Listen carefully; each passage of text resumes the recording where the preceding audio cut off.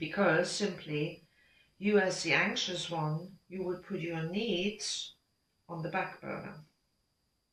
You'd be happy with breadcrumbs. And I was able to change this within myself by looking at my deepest limiting beliefs, my shadow, so to speak. I've also been on a spiritual journey, and I was able to see the mirror. So what that means is I was able to see the opposite, because the mirror is the opposite. So if I was anxious, then the other one would be avoidant. Now, there are some people, and I have met these people, who pretend. There are some people who are fearful, and some people, they feel neglected.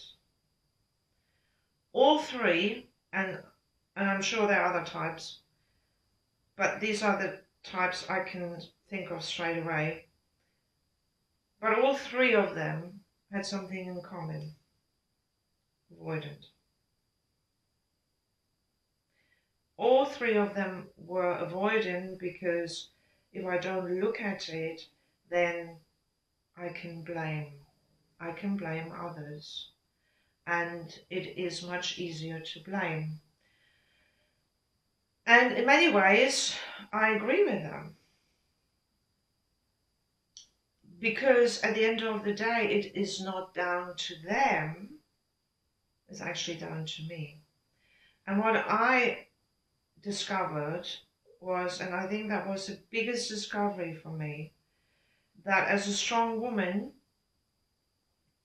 and I've always been strong, I always had to work out things by myself, I came to the point where I thought, well, hang on a minute.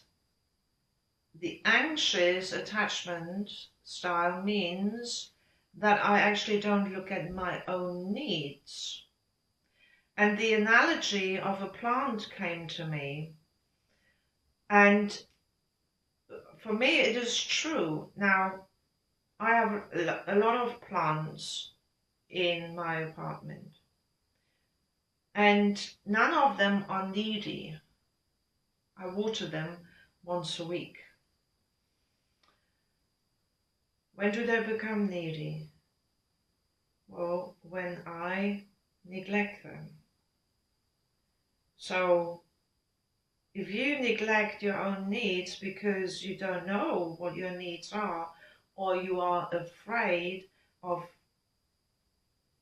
talking about your needs, and you don't even need to talk about it, just knowing your needs and then being emotionally regulated, and you say, well, actually, these are my needs, and if you can't fulfill, or if you do not respect my needs, well, then we might as well say goodbye. And